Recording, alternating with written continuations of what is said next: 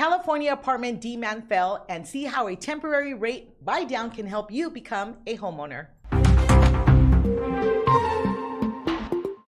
Hello everyone, and welcome to Real Estate Daily. This is Roxy with the House Heroes. So happy to be here with you, and thank you for joining. We go over the latest news in housing, real estate, and mortgage. If you enjoy these updates and you like what you see, please subscribe to our YouTube, and please hit that like and smash that subscribe button. Today is October 6th, and let's get into the news. So first of all, we're going to be talking about exactly what I started with, which was how a temporary rate, a buy down, can not only help you become a homeowner, but it can also help you reduce your mortgage payment.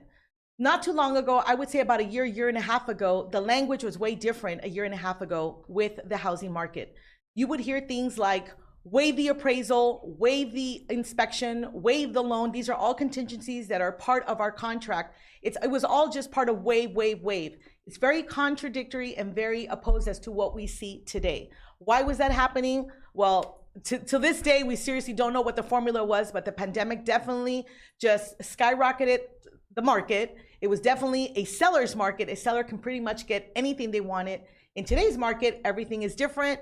The market has definitely shifted. Now we're seeing the language of not only buy the rate down, which basically, let me get into the rates right now really quick. Rates are today probably double than what they were September of 2021, which we're going to be talking in the next segment. Also, in today's market, you can ask for repairs, you can ask for a discount, you can ask for furniture. There's so many things you can ask for today, which you used to ask for 3-4 years ago. And this is what we're looking at today. With the rate down, it's just not affordable right now. It isn't. And that's what's making, home buying very expensive today because of the rates. We're looking at September 2021, we're looking at about average 3.2. Today, we're looking at 6.6. So yes, that means more than double. We are gonna get into our second topic for today, which is with the new listings down, housing market reaches crossroads. Absolutely, that's what we're looking at today. We're looking at about a 19% decrease in new listings. Okay, so basically we're still at a low inventory, which is not good.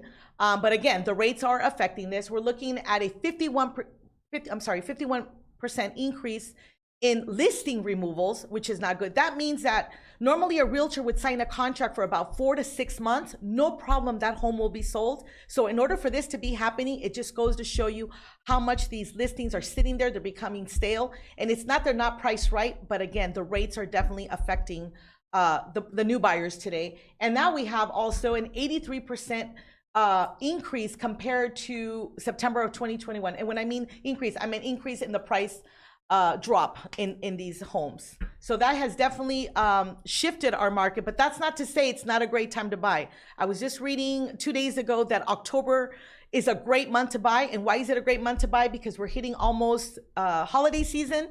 So you know you're serious if you're wanting to buy right before holiday season, when you're wanting to give up probably that holiday vacation, when you're right in the middle of school for your kids, when you're right in the middle of, holiday shopping, you know it's serious. So if you get any offers out there, or any potential buyers out there that are willing to buy, they're going to take you serious at this point. And like I said, the market volume and price growth has definitely shifted. We'll go on to the next one.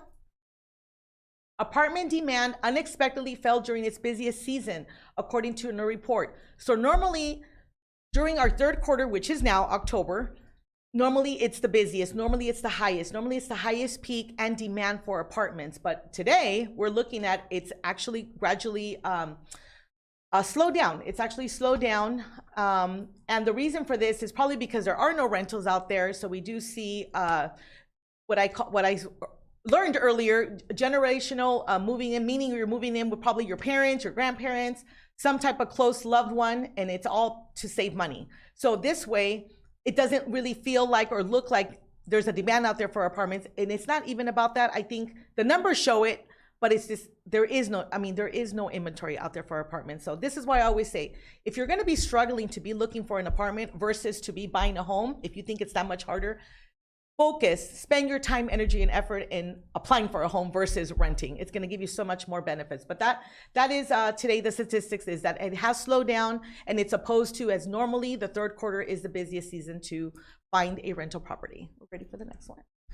And mortgage rates dipped slightly. And when I say slightly, we're looking at that 6.6%. It slightly took a breather. Very, very light. We were looking at last week at about 6.7%.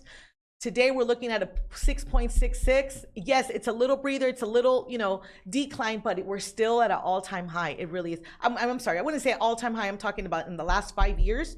Right now we're in October of 2022. If we compare this last year, I said it earlier, we're at about threes. At one point we're in the twos, we're in the high twos where everybody was just taking advantage. And this is exactly why everything was just so crazy out there. It was a circus out there. Then you got the pandemic going on. People are freaking out. They're scared. They're thinking, oh my God, this is my last opportunity. I could probably own a home or find the possibility to own a home. Let me take the opportunity before all the homes are gone, or maybe all the loans, or somehow there will not be an opportunity to buy a house. And this is why, like I said, anywhere between the end of 19 all the way to the middle of 21, it was just crazy. Market, the numbers were just, up the sky. And today, even though the rates are higher, people are still, I feel very proud of the people out there that are still willing to take, that little, I guess you could say that huge bump in buying a home today. But this is where we're at right now. 30-year fix last year was 6.7. We're today at 6.6. Please still try to find a way. And like I said, you could actually find, since it's become a buyer's market now, we can now ask, like I said, we're using that language to get the seller to buy down your rate. Buy down the rate. I can't promise you to go like to the high twos, but if you can be in those high fours, mid fours, it'll definitely put you in a better position.